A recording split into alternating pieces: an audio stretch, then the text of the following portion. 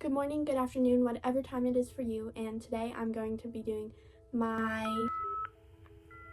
January, February, March, April, May, June. Okay, today I'm going to be doing my May reading wrap-up, and I was in kind of a reading slump this month, so I didn't get through a lot of books, which I am sad about. I wish I got at least 6, which did not happen. I only read 5. Well, 2 audiobooks, 3 physical books, but I mean, at least it's something. It's still good, but my goal is 6 books a month, but it happens sometimes. I was just in a reading slump and I am sad about it, but hopefully next month I do better. But anyways, let's get right into it.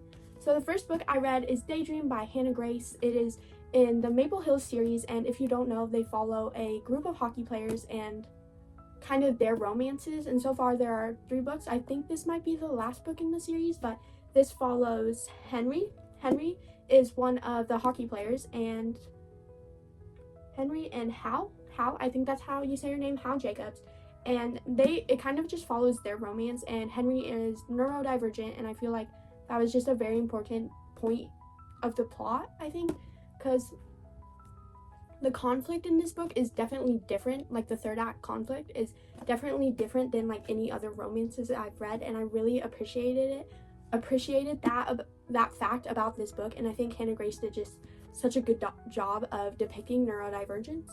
And yeah, I would definitely recommend this one. I think I like this one a little more than Icebreaker, which is the first one in this series, and I'm definitely going to go back and read Russ's story, which is Wildfire, because we just got so much information that probably came from Wildfire that was in this book, and I'm just really interested to see how that kind of played out. And also I just really liked Russ's significant other in this book. I can't remember her name, and I know that's bad because I'm saying I liked her so much, but it was just really good and I really enjoyed it. So 3.5 stars, and I would 100% recommend this book.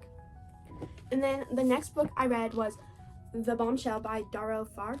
I'm so sorry if I'm saying that name wrong, but this was my book of the month pick for May, and I just thought it was a really interesting kind of synopsis and everything, and I think it is really done well. I'm pretty sure this is contemporary fiction, I think, but it's set in, okay, so Severine is a French teenager who moved to this like island, I think, with her parents from Paris, and she's kind of a socialite, and her dad works in politics, and this group of nationalists kidnap her, and this is all in the synopsis. They kidnap her off her bike, and then over the past couple months, like they kind of fumble with the ransom and everything. They fumble with the ransom, and then somehow Severine, she's the main character, the French teenager, she learns to connect with her kidnappers, and like she kind of gains their trust and their hearts, and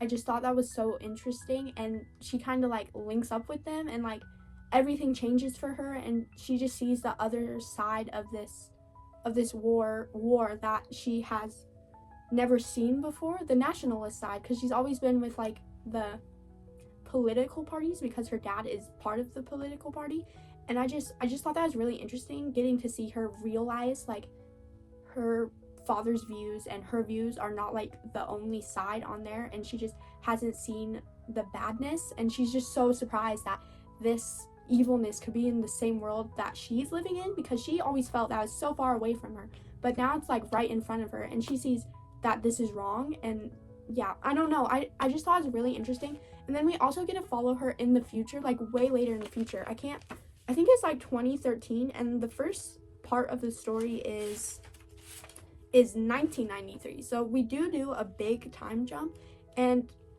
the timeline difference, I thought they did that really well, and I could tell like she's grown in that time, even though we didn't see the growth. I feel like we didn't see the growth between that time jump, but when I saw Severine again, I could tell that she's been through different things that we didn't get to see, but I could still tell there was character growth in that. So I just thought this was something, it's unlike any book I've ever read before, and honestly, I kind of just stared at the wall after finishing it, because I don't know, I really enjoyed the story, and I gave this one a 4.25 stars. I just really enjoyed it. I couldn't really connect to any of the characters, which I didn't think I would, because like I don't know, they're just not characters I'd connect to. But 4.25 stars is really good, 100% recommend. And thank you, Book of the Month, because this was such a good read. And then the next book I read was, hold on, it was an audiobook, and it was Hello Stranger by Catherine Center. And Catherine Center is a very popular romance author, and I just really want to check out her books, and there was one available on Libby. And Hello Stranger is kind of about this painter who goes face blind, and she meets this guy, and she doesn't tell him that she's face blind, and we kind of just follow that. I'm so bad at explaining books, but so this painter that goes face blind, she was in a competition for a face portrait competition, and she gets this guy to help her out because now that she's face blind, she has to try so many different techniques to like remember faces and get it on that canvas. And they kind of just hang out, and the guy develops feelings for her, and she develops feelings for him. And then there's a crazy twist at the end that you can kind of see coming, but I just really enjoyed that. And I know I'm doing a really bad job of explaining this book, but I just thought the plot was so fascinating, and I've never read a character with face blindness, and I just feel like Catherine Center did such a good job of portraying that as someone who's never heard of face blindness. And after, I just felt like I needed to research more about it, so I think she just did a really good job of explaining that for like someone who's never known about it.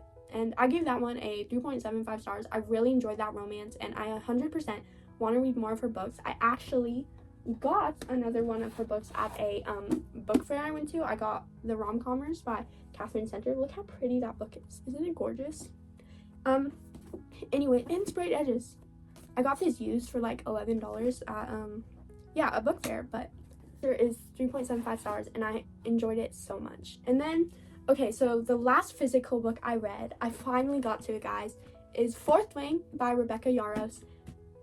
Why have I been putting this book off for so long? It is so good. The tension, the build-up between the two main characters, Xaden and Violet, is, oh my gosh, it's crazy. And the world building was just amazing, and I loved the plot. I loved the dragons. The dragons were just so sarcastic. I loved it. They were amazing characters, and the way she can write all these characters and keep them in her head is astonishing to me. It was done so well. Like I said, the politics, the world building, everything was written out so well, and sometimes I was a little confused, but I feel like overall it was kind of easy to understand. I just feel like she explained everything in a really easy way for me to read, and I just enjoyed it so much, and I felt like I was in this world with them. And I love Xaden, I love Violet. This is definitely an enemies to lover, and I loved it so much. And then the ending, I literally sat in my bed and stared at a wall for 10 minutes because that ending, and I don't have the next book. I do not have the next book, and I'm so sad. I need the next book because I don't want to forget anything that happened. That ending was ridiculous, and now I see the hype. I think it is correctly hyped because I loved it. This is a 5-star read for me, maybe even 6-star. It was so good. This is probably one of my favorite fantasy books ever, and I'm so excited to continue the series, but I do have to pace myself because after Onyx Storm, the next book doesn't come out for like 2 years. So yeah, that's that, but it was just so good, and I'm so glad I finally got to it. And then the last book I read was the other audiobook. It was Inheritance by Nora Roberts, which it's kind of like a paranormal like book. I don't know how to describe it. A trilogy, and it kind of ended like on a cliffhanger, but honestly I don't know if I want to continue this series. Well, her dad dies, and her dad was a painter, and somehow she's in this rich family, but she doesn't know about it, and her dad was a twin, and they got separated at birth, and now her dad died, and the other twin now died, and the other twin's lawyer kind of comes and gets her and tells her, hey, you got this giant mansion in your name now that your uncle left to you. And she's like, I have an uncle? And then they're called the Poole family, and apparently in this mansion, brides have been killed because there's a curse on their family that one bride every generation gets murdered by this like witch, and now this witch kind of lives in this mansion, and this girl, she has to live there for at least 3 years before she can gain her full inheritance from her uncle. I believe his name is Colin, and throughout this process she's kind of learning about her family history and who has died and like kind of the curse of her family. But and a bunch of ghosts live in this house. Like there are ghosts playing with her dog, like she can't see them, but there's also ghosts like like filling the fireplace, and like it's just doing the dishes, and it's interesting. It is like paranormal, but it's not that scary. Like I feel like a lot of things happened, but also nothing happened at all, if that makes sense. Like they were always doing stuff, but it never felt like anything important was happening, which is kind of why I got like bored. I never wanted to pick up the book and listen to it or anything. I got bored after a while, and honestly, I don't know if I'm gonna finish the series. I have no idea if it's gonna get any better, but maybe, because it did leave off on a little cliffhanger. But I give that book 3 stars, so it wasn't awful. I just think it's kind of forgettable, honestly. But that's that. So I read 5 books this month, and I really do hope I get to read more next month, and I really hope I get Iron Flame, because I need it. No, I like physically need it. I definitely need it in my hands right now. Anyways, as you can tell, I'm obsessed with this series. Like everyone else on the internet, I was like, oh, it can't be that good. It is that good. Like it really is that good. Well, so yeah. Anyways, that's all for today's video. Thank you for watching. I'm hoping to have a TBR jar video maybe this month. I don't know if I have like that many TBR books. Like I don't have a lot of summer books. I have like a lot of historical fiction books, and fantasies, and I don't really want to read those over the summer. I kind of just want to read like thrillers and romances, like cutesy little romances, but we'll see. Maybe I'll do a like read it or unhaul it video. Let me know if you guys want that. But anyways, that's all for today. So, I'm dropping books. That's all for today. Thank you so much if you watched this far. Please like, please subscribe, all those YouTube things. Thank you. Bye.